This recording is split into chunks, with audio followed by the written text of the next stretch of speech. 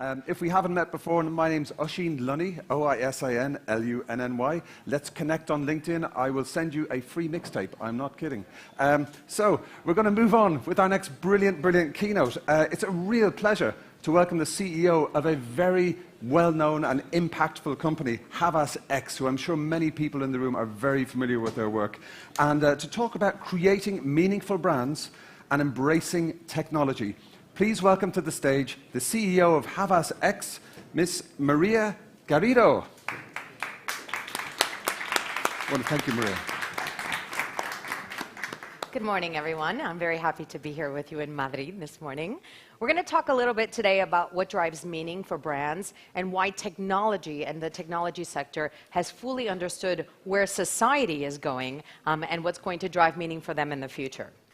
If we start first, the world we live in today is a bit complicated for consumers. People are more and more concerned about the way that they purchase products and services, and they're looking for purpose beyond product.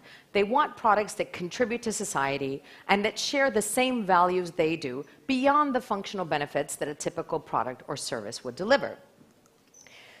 Not surprisingly, this makes it very difficult for brands to remain meaningful and have a long-term loyalty with people today.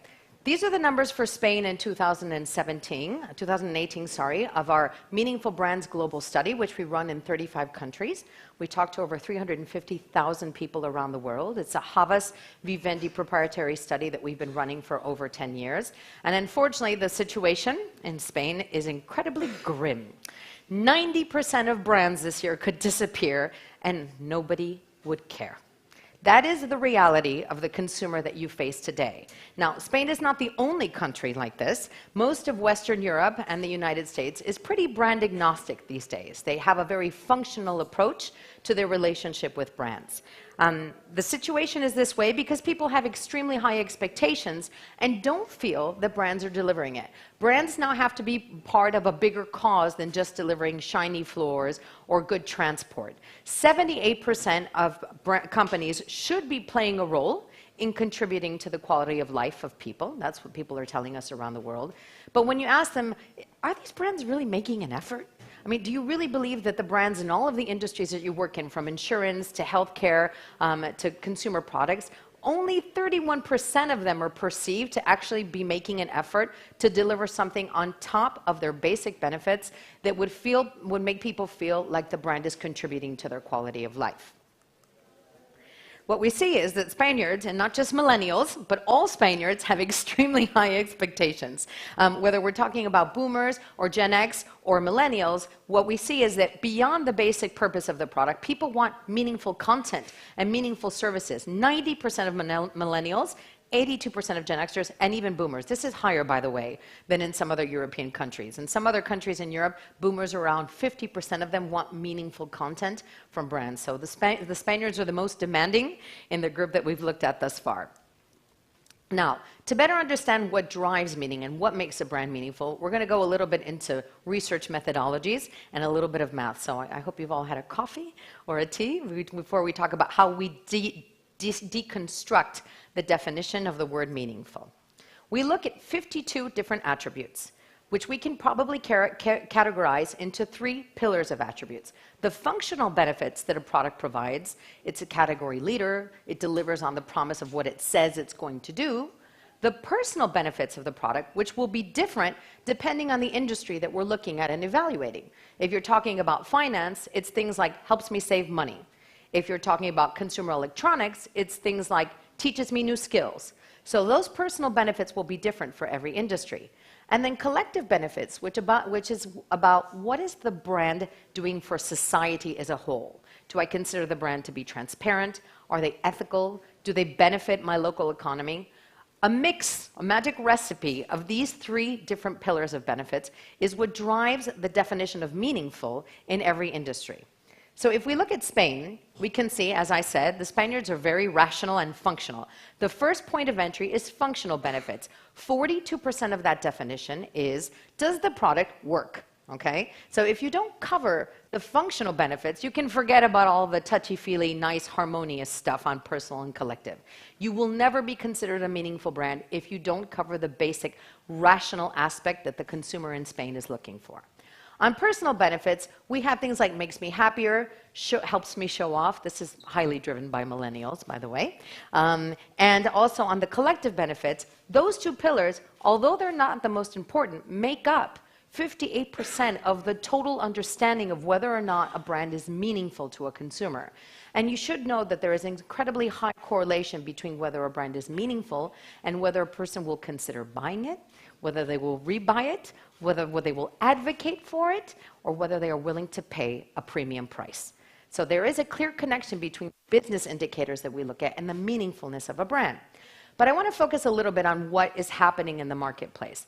As I said earlier, people have higher expectations now. They want brands to go beyond the functional benefits. And this has gotten even more demanding over time. 80% of consumers around the world expect businesses to do the same work that governments are doing. They want them to be responsible for driving positive social change in their different communities. And there's lots of brands who do this very well. In our rankings from last year, we had, for instance, IKEA and Samsung that always score very well on a global level for meaningfulness because they have community programs that make people feel like they are contributing to society. Now, these are the actual results of what's happening in Spain. So if you see here, on functional benefits, most of the brands do a pretty decent job of delivering on the expectations that people have when it comes to the basic rational aspects of the brand. On collective benefits, it's not stellar, but it's not bad. They go over the average of what people expect. The biggest gap, or the biggest opportunity, depending on how you choose to look at that, is in personal benefits. This is where brands do not deliver what people's expectations are within their industry. So let's dig a little bit more into why that is and what opportunities there are in the future related completely to what's happening in the world on a trend perspective, so you can see which brands will be meaningful moving forward and which ones needs to go in the same direction to drive a meaningful connection with consumers. The first thing I want to talk about, and both of them will be linked, is what's happening in society. The future of urban sprawl is imminent. By 2050, nearly 70% of the world's population will be living in urban megapolis, if you will. I don't know what the plural is of that word, but anyway. That is a massive, massive change that will require major shifts in the way that brands, technology, transport food, deliver services to the human being who presides in those urban centers all around the world. Now, this is combined with another trend that we see in the marketplace, and I call this perfect timing, because you have more people concentrating in urban areas, more data, which I'm sure you're all familiar with, and perfect timing to drive a more meaningful connection for consumers. Because what's happened, if we look at history, we started with the Industrial Revolution. We're now on the cusp of finishing up the digital age, if you will, data, data, data, big data, small data, buzzword of the decade. But we're now moving into a post-digital age where all of these urban sprawl will turn into what we call smart cities. And we'll talk about what that means in just a few minutes. This is the era not of data-centric nor industry-centric, but of human-centric. Brands have to start exploring how they're going to improve the overall human experience and not just their rational and personal benefits in order to remain connected and in order to survive in the coming evolution of society. What we see is very much all the technologies that you see, from apps to robotics to biotech to blockchain, to all of this will now be connected to drive a better experience in a household. This morning I was reading an article on the plane coming here of a woman. They gave a story of what would happen 5 to 10 years from now. A woman gets home, her house turns on, the mobile car that she doesn't drive brings her in, her groceries have been ordered, she has a flight tomorrow morning, that's already been booked. Everything is taken care of in this data-centered space, which focuses on improving the human experience and driving those personal benefits that we talked about. Makes my life easier, makes me happier, gives me time to do more leisure activities. So if we look at what's happening with that conversion of smart cities and technology, the only brands, or the majority of the brands, who are really looking at improving the human experience are the tech brands. They're not about data anymore. They really are about sort of blurring the lines of industry and going into different areas as to how they can connect with consumers on many, many scales. The first is, if we look at what we use, this is what the world used to look like, okay? This is the smart city space, and we're connecting that space. So what does that actually mean? That means that brands like Google, like Tesla, like Uber aren't selling you search engines anymore. They're looking at a whole spectrum of what makes the city smart. Transport, health, education, defense, energy, all of the different industries that impact the day-to-day lives of people, even if we don't realize it. I guarantee you if we got rid of transport, energy, health, we'd all be pretty lost. They're looking at how they can help and improve all of those different technologies and all of those different industries to drive a better human experience on a day-to-day basis. So, as I mentioned, these are the industries that have the highest impact as well on our personal benefits. What makes our life easier? What makes me happier? What helps me keep connected with the people I care about? And as you can see, these are no longer siloed industries. It isn't just agricultural companies who are working in the agricultural space. It isn't just energy companies in the energy space. All of these tech companies are starting to really blur those lines and kill the silos of industry to start working across everything. So if we take an example like a healthcare company, instead of only focusing on making good medical products and selling you aspirin online, they should be looking at Fitbits and health applications on your phone. But the reality today is the people who are working in those spaces are the tech companies. It's not the healthcare companies. So I'll show you a little bit more about what that is in just a bit. Again, this allows these companies to become more human-centric and focus on the entire experience of the daily lives of people to improve that meaningful connection that they have with consumers. So I love this chart because this is actually what's a reality of what's happening now. So 10, 15 years ago, if you asked a 22-year-old one of their aspirations, they might say, I'd really love to have a car. If you ask a 22-year-old today what their aspiration is, it isn't a product that's called an automobile anymore. It's a service that's called mobility. And there's where we see the transition happening in the way that people are relating to brands. We won't be talking about Ford or Seat or Mercedes anymore. We're going to be talking about let's say a combination, a grouping of different technology firms that will deliver you a mobility service through what happens to be packaged up to look like a car. Okay? So that is what we find ourselves in. The Teslas, the Apples, the Googles, the Ubers of the world. And it isn't just driverless cars. It's about the Internet of Things and connecting those cars to every aspect of your life, from understanding traffic to knowing what the best routes are to things, to connecting you and reserving the car in advance, to dropping your kids off at school without you having to leave your coffee at the kitchen table. That would be great for me. But that's what we're viewing, a transition from a positioning of product to a positioning of service that delivers a better human experience for consumers. And we see those companies are breaking the industry silos. I put a couple examples up on this slide so you can see. You know, Google is investing in energy. They bought Nest, plus another bunch of other companies with all the cash that they've got. Over $6 billion have been invested in the energy industry by Google. If we look at buy, they're buying food and agriculture, not only mobile transport, but looking at sustainable food businesses that they can bring their space into. You all know what's happening with Amazon. They're taking over the world. It isn't just about online buying anymore. It's about high-end groceries. It's about music. It's about entertainment. Really building an entire ecosystem that touches you at all those important moments of your day and of your night by being there to deliver those services across that entire experience. We see it in transport. We see it with Tencent as well in transport and in health. Samsung is investing billions in improving the experience of senior citizens in hospitals and retirement homes. I mean, 10 years ago, we would have said they were a TV and a mobile company, a mobile phone company. So we see those lines blurring very much and disrupting and breaking down those silos so that they can start delivering across the entire spectrum of the moments that matter to people. And therefore, driving a better, meaningful connection because they're focusing very much on those personal benefits where we see a gap when it comes to the delivery and the expectations. This is one of my favorite examples because this is what healthcare used to look like, and this is what healthcare looks like now. A little scary, but these guys, I hope they're on it. This is a wake-up call. We see Alibaba investing in health, Google even. Obviously, I have to mention the Apple phone because there are definitely data that is being gathered to better understand human health and how to improve that as well. Research kits for doctors and Amazon and pharmaceutical online sales. All of these companies are moving and breaking down those silos into the space. In 2017, they invested $2.7 billion in healthcare. That's 10 times more than 5 years ago.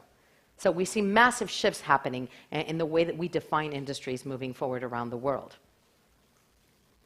So if we focus on what I said at the beginning of the presentation, driving meaning for people when it comes to brand relationships is tricky.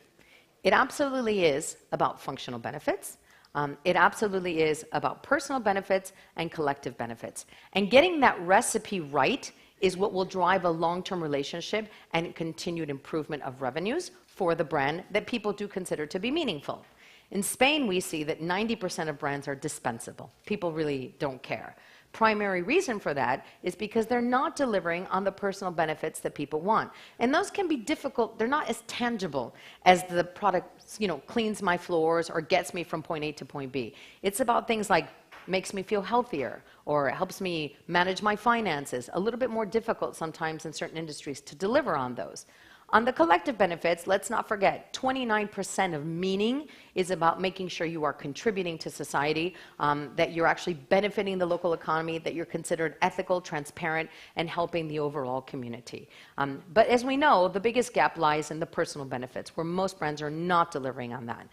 The point here is that brands in any industry have to go to purpose beyond product.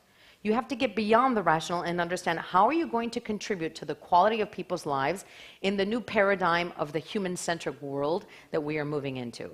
I don't view this as a negative thing. I think it's an opportunity. And showing you today the tech examples is a point of inspiration as to how other industries can start really getting out of their product journey and looking at the emotional journey that a consumer goes through for any particular experience that they have and trying to interject and improve that experience along the way.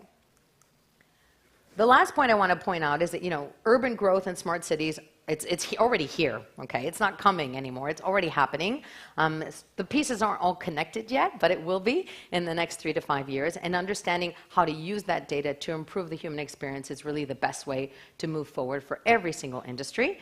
Using the tech brands as the example who are disrupting and blurring those industry lines to do a better job of staying relevant, shall we say, and staying meaningful for the long term. And I think other industries can look at that example as how they can also drive meaning for the long term with all of their consumers.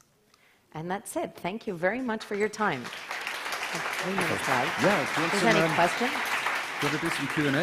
Yeah, sure. Wonderful. So, thank you, Maria, for that brilliant, brilliant keynote. So many good takeaways there. We do actually have 3 minutes for some questions from the audience. Does anybody have a question? I'm just going to look into the far distance. Just raise your hand. We have trained athletes with microphones who are going to run. Yes, we have a gentleman here in the 4th row from the front.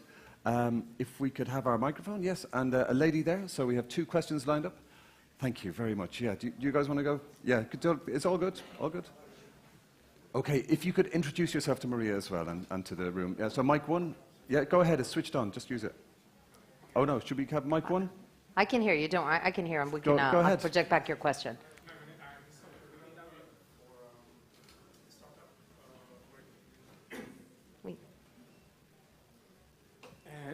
Hello. Hi. I'm a software developer, and I work in a startup providing services to hotel chains. Mm-hmm. And my question is that this talk was mainly focused on consumer brands. Mm-hmm. Would you say that the same trends, the same trends apply to business services? That's a really good question. We've stopped doing the B2B bit of this survey a couple of years ago, but what you would see, you'd still have the same pillars of functional, collective, and personal, except that the attributes that fall underneath won't necessarily be the same ones. They'll be probably more functionally based and more weighed in on the functional piece than the personal and collective. I don't think you'd see helps me show off, for instance, as a personal benefit that would apply to the B2B space. But I think the overall recipe of functional being the key entry point to drive that meaningful engagement would still be the same. Thank you. Mm-hmm. Wonderful. Could we pass the microphone down to that lady there? And if you could introduce yourself, please. Thank you. Hello, good morning. My name is Rose. I write for an Emirati newspaper in Abu Dhabi called The National. And I have a blog about the startups called Arabian Blue Ocean. And my question is related to what you said about the engagement of the Spanish society, that is not very different among the 3 generations. Yeah. Would you recommend the brands to be making a difference, how to approach those different targets? Because in my personal experience, my parents in their 70s, they're accepting all this digitalization and these trends, with having some hard time. Are the brands aware of that? I think some brands are. I think consumer electronics is very much aware that they have to adapt the personal benefits that they use to develop their products for each generation. I think what I find surprising is that Europe and the United States are getting more and more and more functional, which is a little sad, to be honest, and less personal. And then I have markets like India or China where literally the definition of that meaningfulness is 1/3, 1/3, 1/3. Much more focused on personal benefits and collective contribution to society that we see in Western Europe and the United States. It's not a happy situation, I would say, but I think in certain industries it absolutely makes sense to tailor what benefits are needed for each industry. A funny case I have right now is I'm working with an online dating service who is having trouble connecting with seniors, because they tried to take their millennial model and just copy-paste it with a different logo to seniors. And it turns out their motivating factors, their emotional journey to find a date are completely different than a 27-year-old. So it doesn't always work to just apply the same approach to different generations. Wonderful. That was a great answer, brilliant question, and a wonderful keynote presentation. Thank you so much, Maria. That was wonderful. Thank you. Awesome. Yes.